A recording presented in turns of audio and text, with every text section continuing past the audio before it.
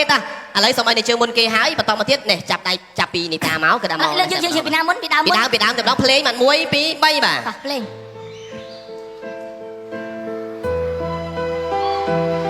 កាយការតាមខ្ញុំសិតបានអត់ទេ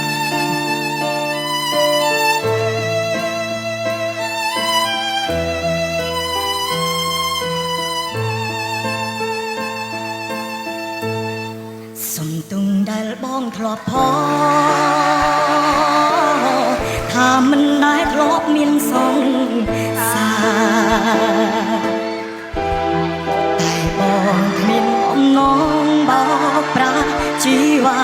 តែខ្លាចថាអូនមិនហ៊ានស្នេហ៍ជប់យំទៀតទៅបានទេ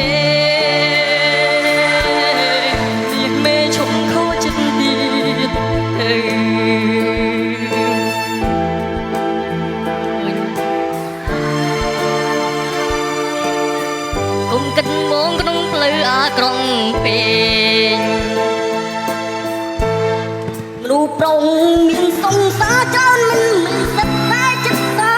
ដោយអូនមិនឡើយពេលដូនមកក៏មានតែមួយប្រគល់ឲ្យអូនឲ្យចិត្តស្មានស្មុគគុំបីបោកធ្លាប់មានប្រវត្តិមានមិត្តស្រីរត់មិនអូនក៏ឈរបងមានសង្សារច្រើនក៏បងមិនមែនព្រាននារីឡើយបែកពីមួយទៅមួយក៏ព្រោះចិត្តចង់ស្វែងរកសុភមង្គលមានជាតិនេះមើលតែបងចង់ប្រគល់ឲ្យគ្រប់យ៉ាង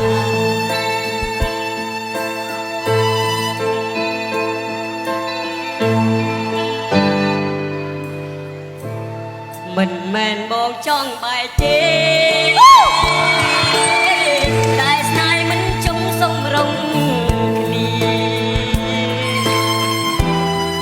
អូខានបងអ្នកប្រើពីឌី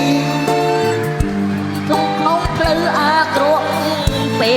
ក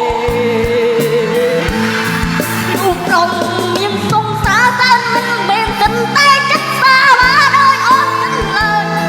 ដល់មកក៏មានតែមួយប្រគល់ឲ្យអូនដល់ចិត្តស្មានសុខគុំបីបោកធ្លាប់មានមានស្រីរត់អូនគួរឈប់គល់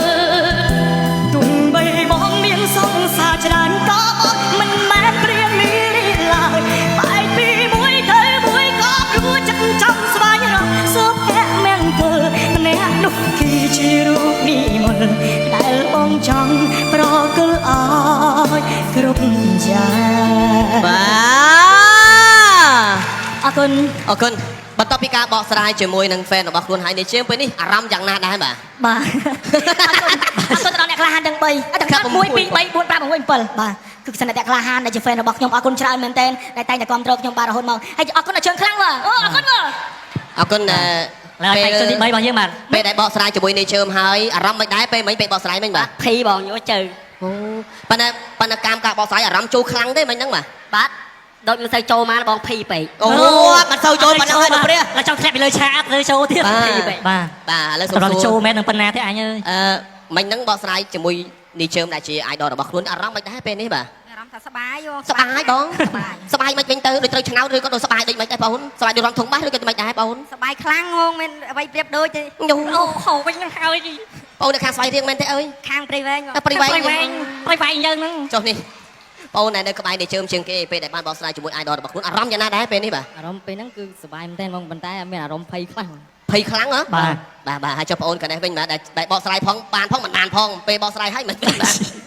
មានអារម្មណ៍ថាសប្បាយចិត្តព្រោះបានជួប idol ខ្ញុំអូ idol ហ៎អូមិនធម្មតាណា